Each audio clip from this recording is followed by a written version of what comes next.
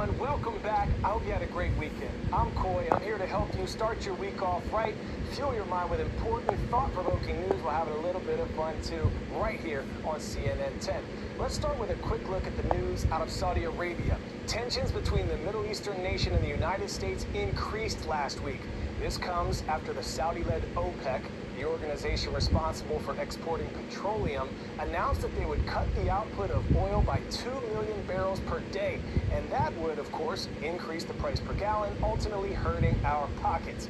The U.S. had been pressuring Saudi Arabia to postpone that move. The timing is difficult for President Biden because the midterm elections in the U.S. are only weeks away, and inflation and the price at the gas pump will be at the top of many voters' minds. The Biden administration asked Saudi Arabia to postpone the decision to cut gas production until after the midterms, a decision for which many are criticizing Biden. The U.S. has suggested that the increased prices could help Russian President Vladimir Putin continue to fund his war in Ukraine. In response, Saudi officials have said the decision to cut production was designed to stabilize the markets, not for political reasons. The White House has now said that it would look for additional ways to reduce Saudi Arabia's control over energy prices. The U.S.-Saudi relationship is viewed as a key pillar for regional stability in the Middle East. 10-second trivia. While not constant, the speed of sound is typically how fast? 10,000 miles per hour, 760 miles per hour, 86 miles per hour, or 186,000 miles per second. Air temperature changes this, but the sound barrier can typically be broken at around 760 miles per hour. Next, we introduce you to Felix Baumgartner. He's celebrating the 10-year anniversary of his record-breaking skydive. He was on top of the world, an unbelievable 135,000 feet. That's 4.5 Mount Everest high. And he became the first person ever to skydive at a supersonic speed.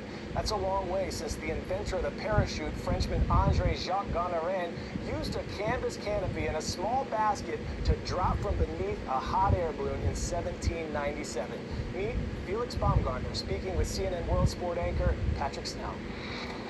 On the 14th of October 2012, I was all the way up in a capsule, 135,000 feet above the ground, not knowing where this journey is going to go. But it was such a breathtaking moment once I opened that capsule door and stepped outside, and then I looked around and I could see black sky.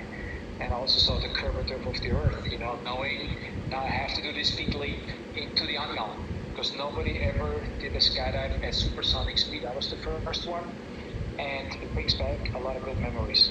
Let's get to that special moment, that historic moment. We see that jaw-dropping image, Felix. We see when the door slides open, that amazing view.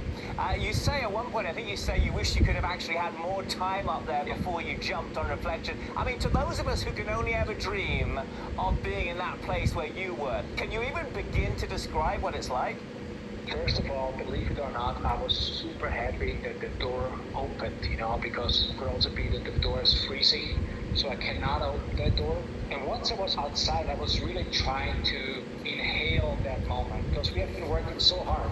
Just think about it. When I started skydiving at the age of 16, this is where my journey already started, without knowing where it goes, but 35 years later, I'm standing there on top of the world, outside of a capsule, in the stratosphere, and I said what I had to say. Sometimes you have to go up, understand how small you are, and then I said, I'm coming home now. I'm going home now. Then I was on my way, accelerating to 890 miles an hour in just a little bit more than 50 seconds. It was a very breathtaking moment. Look, it wasn't all smooth, was it, though? Because despite breaking the sound barrier, you're then spinning out of control, right? At that point, how alarming was it all, and how helpless did you feel? That was a very alarming moment, because there is no protocol. There's nothing that they teach you, even if you did a perfect preparation for all those years. So I had to find out on myself. How did I do this? By trial and error. I was moving my arms and legs around, trying to figure out what will stop that spin. But you have to keep in mind, at that altitude, it's almost a vacuum, so there's no air. It's like sailing without wind, means your skills do not work. And at around 90,000 feet, there's a thicker layer of air that helps you a lot. I was able to use the thicker layer of air to control myself. Once I turned around, I was stable as a rock. But from that moment on, it was actually the first moment where I started to enjoy my skydive. And once I opened my parachute and I opened my visor, this was the first moment after 7 hours where I was breathing outside air. So I was reconnected to the outside world, and that was a very happy moment. And then we see you make this perfect landing, and we know that was so important to you. But of course, the realization at that moment that your life changed forever as well at that point, right? As a skydiver, you never worry about your landing, you just land, but knowing that the whole world was watching, you want to have the perfect landing, that's why I was so worried about my landing. But I nailed it, I was happy when I landed. The only thing that I didn't know when I landed is, did I break the speed of sound? Because, once you're free fall, you're fast, but you have absolutely no indication of how fast you actually are. So when I landed, the record verification guy showed up. He took my chest tag off. This was this big white box that I was wearing in front of my chest, and inside there was the record verification device. He took it, he disappeared in a tent, he plugged it in the computer. It took about 10 minutes. I was waiting outside, and after 10 minutes he came out and said, "Hey, thumbs up. You were faster than the speed of sound." And at that moment, I was really happy and satisfied, because to me, breaking the speed of sound as the first human in history, that was definitely something.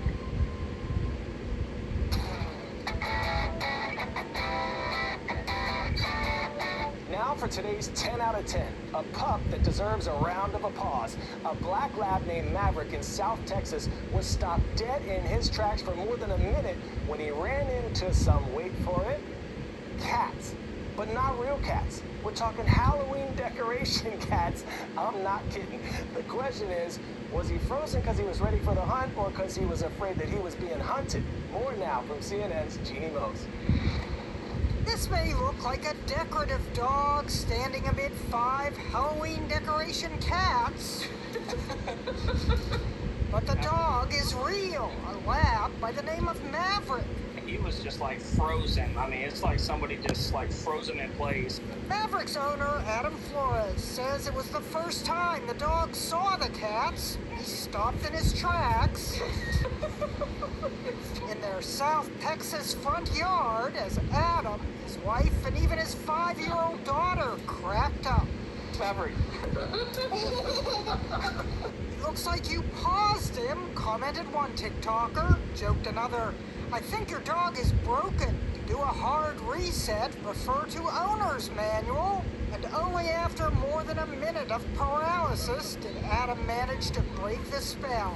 Hey, it's okay, dude. His catatonic tail woke up first.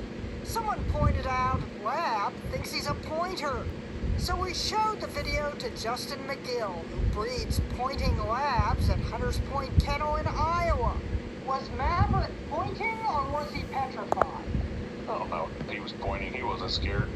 His body language, his tail was medium. He wasn't tucked between his legs. He didn't have any control over that. That's just total instinct. He walked out the door, saw that, and locked up. Unlike an English pointer, labs are not known as pretty pointers when they spot prey. The point is, don't call Maverick a scaredy cat. Jeannie Mose, CNN. It's okay, dude. New York. Poor Maverick had a rough day. Hey, y'all, hey, we love your positive catitudes and all the love you're giving us in the comment section of our YouTube page. So we're showing you some love right back. Special shout out to Priceville Junior High School in Decatur, Alabama. We see you and we thank you. Now go on out and do the little things that make this world a better place. I'm Coy, and this is CNN 10.